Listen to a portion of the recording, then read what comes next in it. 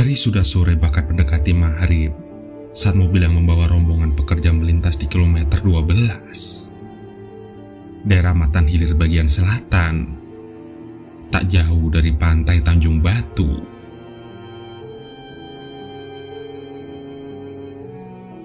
Mobil hitam dengan jumlah 7 orang penumpang termasuk supir, yang kesemuanya laki-laki itu tiba-tiba berhenti. Entah apa yang terjadi, padahal lokasi tujuan masih jauh. "Ada apa, Bang Uus?" tanya Sanusi, kepala rombongan, kepada supir.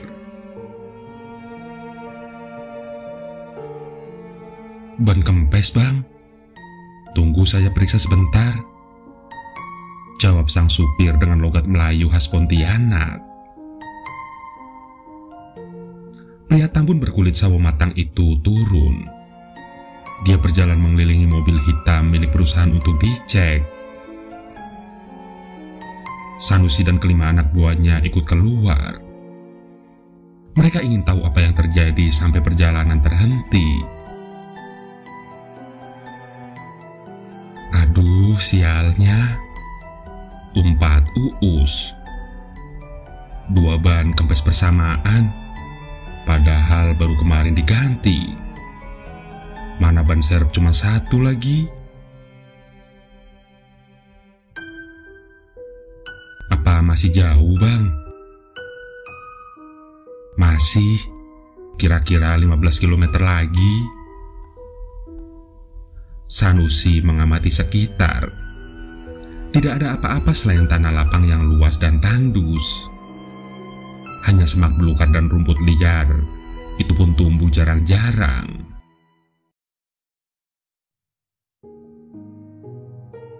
"Ada penginapan atau rumah warga tidak di sekitar daerah ini?"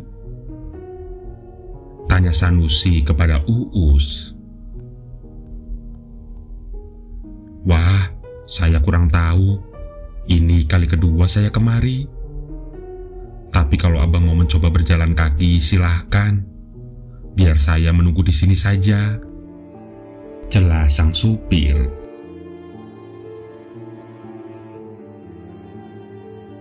Hari mulai gelap. Hawa dingin terasa menggigit bersamaan gerimis turun. Sanusi ragu-ragu. Selain asing dengan wilayah yang akan mereka tuju, pria bertubuh sedang dengan rambut sedikit gondrong mulai cemas. Ada perasaan yang aneh meliputi hatinya. Meskipun baru pertama kali dia datang ke daerah bagian selatan Kalimantan Barat, Sanusi pernah mendengar desas-desus tentang kota Ketapang tujuannya sekarang. Konon di kota ini merupakan kota ilmu mistis. Masih banyak hal klinik yang terjadi. Bahkan berbicara pun tidak boleh sembarangan. "Bagaimana ini, Bang San? Apa kita mencoba berjalan? Siapa tahu kita menemukan kampung di depan sana," tanya Bagong, salah seorang anak buahnya. Sanusi berpikir sejenak. Tidak ada cara lain selain berjalan kaki. Mustahil jika tidak menemukan rumah atau perkampungan, pikirnya. Sedangkan mobil yang mereka tumpangi tidak bisa diharapkan lagi. "Coba saya telepon dulu," ucap Sanusi sambil mengeluarkan ponselnya. "Aduh, tidak ada sinyal lagi. Hancurlah sudah." Niat untuk menghubungi seseorang pupus karena tidak ada sinyal. Pria parubaya itu mendengus sembari mengantongi kembali gawainya. Kelima anak buah ikut mengamati ponsel masing-masing. Dan benar saja, nihil. Sanusi mengambil tas ransel dari dalam mobil diikuti yang lain. "Tidak ada cara lain. Kita jalan saja, ayo. Semoga ada rumah orang yang bisa kita tumpangi untuk bermalam," kata Sanusi. Kami coba berjalan saja lah, Bang. Apa tidak apa-apa abang saya tinggal sendirian? Tanya Sanusi kepada Uus. Tidak apa-apa, saya sudah terbiasa tidur di dalam mobil. Semoga saja ada yang melintas, jadi saya bisa menumpang sampai ke kota, jawab Uus.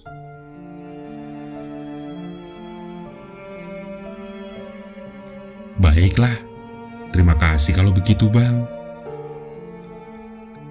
Uus menjawab dengan anggukan. Keenam penumpangnya pun berlalu. Lelaki tambun itu masuk ke dalam mobil dan dia memilih berbaring di jok tengah untuk menghilangkan penat karena seharian menyetir mobil. Sedangkan Sanusi dan 5 orang pekerja menyusuri jalan utama yang masih berupa tanah merah. Mereka mengandalkan center bridge pada ponsel, bergantian sebagai penerangan. Mereka menembus gerimis di pekat malam, sementara jarak yang ditempuh masih cukup jauh. Entah sudah berapa kilometer mereka telusuri, dan masih belum menemukan tanda-tanda kehidupan. Jangankan perkampungan, satu rumah pun tidak ada. Beberapa dari mereka bercakap-cakap untuk mengusir penat dan melawan suasana sepi. Bang San, sepertinya ada orang di depan kita. Coba lihat, kata Jailani, salah seorang anak buah Sanusi. Mana? Itu tuh, Bang, tunjuk Jai ke depan. Semua melihat ke arah yang Jailani maksud, tapi tidak ada apa-apa. Mana, Jai? Kamu mengada-ada ah.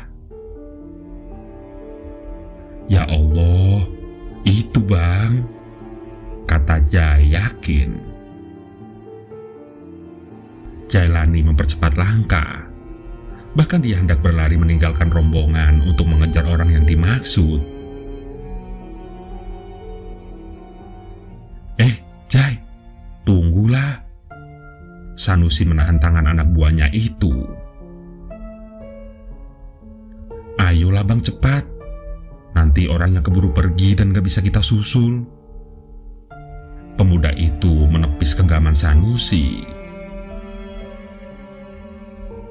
Jailani berlari menjauh, jauh dan semakin jauh, hingga sayup-sayup bayangannya memudar dari pandangan, lalu menghilang. Kemana anak itu? Sanusi mengernyitkan dahi sambil memandang ke arah raibnya bayangan tubuh Jailani. Pria yang memakai kaos oblong dan celana kain itu khawatir, takut kalau anak buahnya tersesat. Tapi tak seberapa lama terdengar orang menjerit di kejauhan. Sanusi dan yang lain saling berpandangan, kemudian bergegas lari ke arah datangnya suara.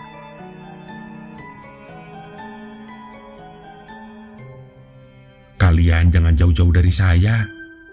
Ayo cepat sedikit, takut Jai kenapa-kenapa, pesan Sanusi. Keempat anak buahnya mengikuti. Beberapa meter kemudian mereka menemukan suatu pemandangan mengerikan. Astagfirullah, pekik Sanusi melihat apa yang ada di depan mata. Jailani tergeletak di tanah dengan mata melotot, sedangkan hidung dan matanya berdarah. Dengan perasaan ketar-ketir, diamati setiap inci tubuh pemuda itu, tapi tidak menemukan luka apapun. Kenapa dia ini? Tanya Ian, laki-laki paling muda di antara mereka. Pemuda itu menggigil ketakutan melihat kondisi temannya. Mana abang tahu? Kalian jangan jauh-jauh. Kita tidak boleh terpisah di tengah kegelapan seperti ini. Paham? Anak buah Sanusi mengangguk. Mereka berdiri di dekat jasad Jailani dan tidak ada satupun yang berani bersuara. Kemudian Sanusi mengeluarkan sebuah sarung dari ransel.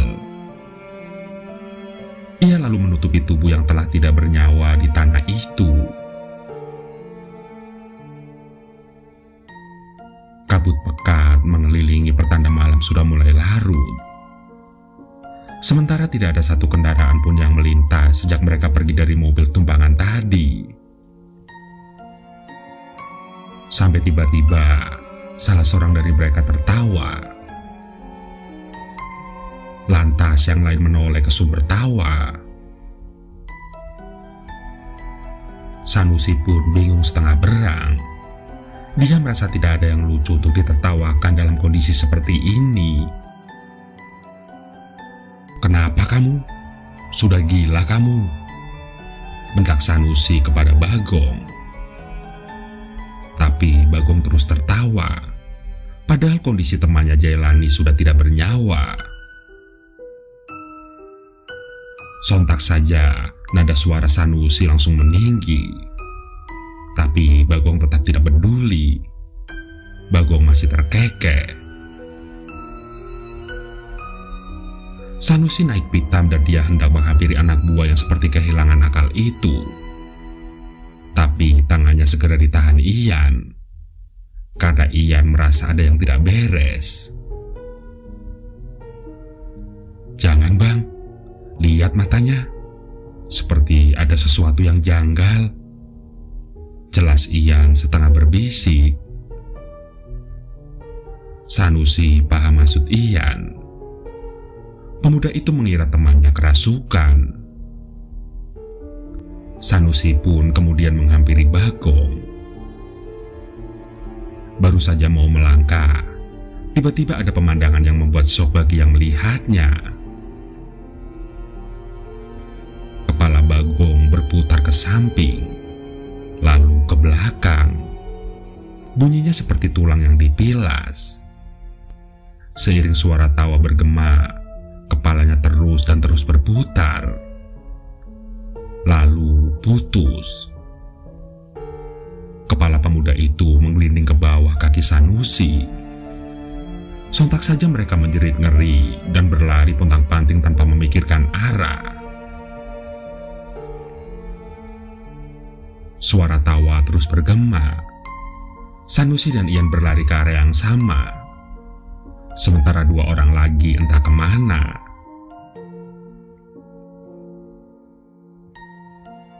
"Yan, tunggu, berhenti sebentar," kata Sanusi kelelahan. Usianya yang tak muda lagi memaksanya untuk beristirahat. Napas Sanusi tersengal. Sementara Ian juga tidak kalah lelah.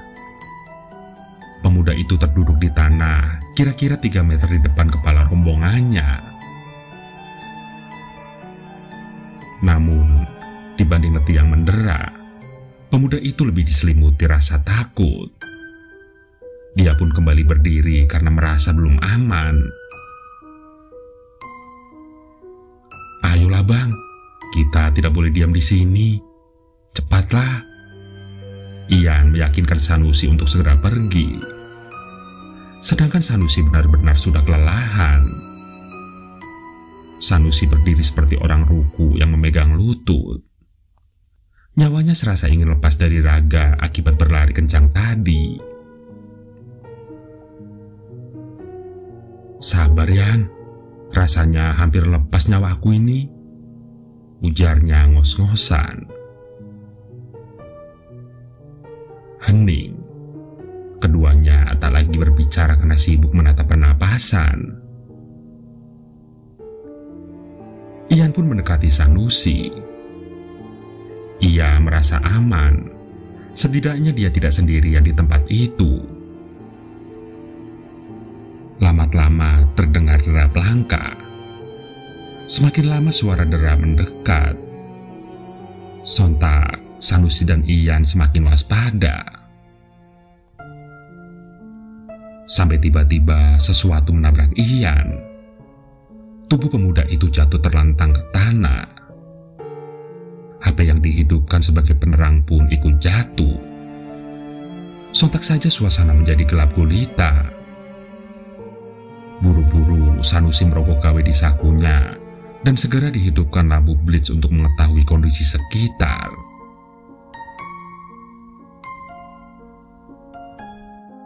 Ian merasa aneh.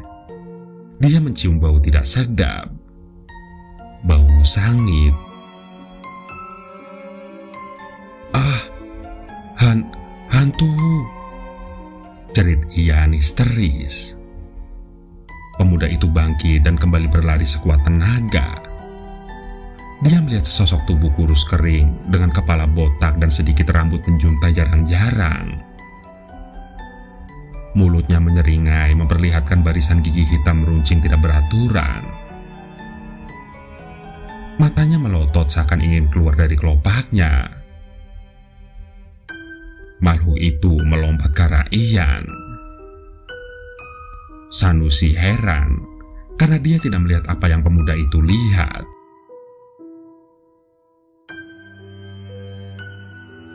Ian melesat pergi meninggalkan pria parubaya itu sendirian. Sanusi pun tidak tinggal diam. Dia mengejar. Sanusi berteriak memanggil nama anak buahnya, tapi yang dipanggil malah kabur ketakutan. Berlari membabi buta hingga kaki tersandung sebuah batu besar. Tubuh Ian jatuh dengan wajah mencium tanah. Kepalanya menghantam batu sampai pecah. Pemuda itu sesaat mengejang lalu diam tidak bernyawa. Terlihat darah di kepalanya mengucur deras. Sanusi pun tiba. Dengan langkah yang tertatih karena letih, dia mendekat ke tubuh Ian. Berbekal penerangan seadanya, pria itu terkejut mendapati kondisi si pemuda yang tewas mengenaskan. Tubuhnya limbung, mata berkunang-kunang. Akhirnya Sanusi pun pingsan.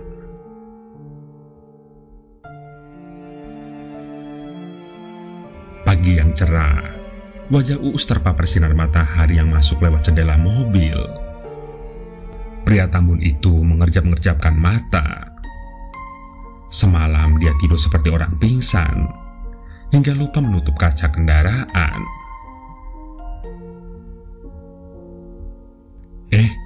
Sudah siang rupanya. Buru-buru Uus melihat jam tangan yang melingkar di pergelangan tangan. Jarum pendek menuju angka 7. Segera dia bangkit dan meraih botol air mineral di samping kursi depan. Uus berkumur-kumur dan menyirami wajahnya. Sedangkan sisa air direguknya hingga tandas.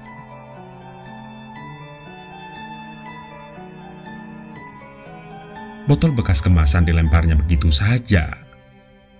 Laki-laki berbadan tambun itu kembali mengamati ban mobil. Ada yang aneh. Kemarin sore dia yakin ada 2 roda yang kempes. Tapi sekarang Uus sekali lagi berjalan mengelilingi mobil, memastikan apa yang dilihatnya tidak salah. Dan benar saja, keempat ban dalam kondisi sempurna. Dia pun menggaruk kepala yang tak gatal karena bingung. Walau tidak mengerti, setidaknya beruntung bisa pergi dari tempat tersebut. Baru 15 menit melaju dengan kecepatan sedang, pria tambun itu melihat 2 orang tergeletak di tepi jalan. Uus segera menghentikan mobil lalu turun menghampiri. Dek, bangun. Kenapa tidur di sini? Uus mengguncang tubuh salah satunya. Uus juga membangunkan pemuda yang satunya lagi. hingga akhirnya mereka pun terjaga. Loh, kenapa kita tidur di jalan? Bukankah semalam? Tanya Jailani dengan segala kebingungannya. Iya ya, bukannya kita terlelap di dalam masjid. Kenapa bisa begini? Timpal Bagong tak kalah heran. Ah, sudahlah, lebih baik naik ke mobil. Nanti saja ceritanya. Pinta Uus tak mau buang waktu. Ketiganya pun segera naik ke kendaraan. Pria Tambun itu kembali menjalankan mobilnya. Tapi kira-kira 500 meter Uus kembali berhenti. Di depannya ada dua laki-laki yang juga berbaring di tepi jalan. Itu kan Saipul sama Misno, kata Bagong saat melihat kedua temannya. Mobil kembali berhenti. Kedua penumpang turun. Mereka mencoba menyadarkan dua temannya yang tertidur pulas. Sama seperti Jailani dan Bagong, hal membingungkan pun terjadi pada Saipul dan Misno. Mereka merasa yakin semalam tidur di lantai marmer, bukan jalanan beralas tanah. Semalam, Saipul dan Misno pergi ke sisi lain masjid karena terganggu dengkuran Jailani. Saat ini jangankan lantai marmer, wujud masjid pun tidak tampak. Tidak habis pikir, mereka pun akhirnya naik ke dalam mobil. Kendaraan itu pun kembali meluncur. Kali ini sedikit dikebut Uus sebab pria Tambun berwajah bulat itu merinding mendengar pembicaraan penumpangnya. Beberapa kilometer kemudian, lagi-lagi mobil terhenti. Semua penumpang mobil melihat Sanusi dan Ian juga tertidur di tanah. Pria parubaya berambut sedikit gondrong itu bangun bersamaan dengan penumpang mobil turun menghampiri dirinya.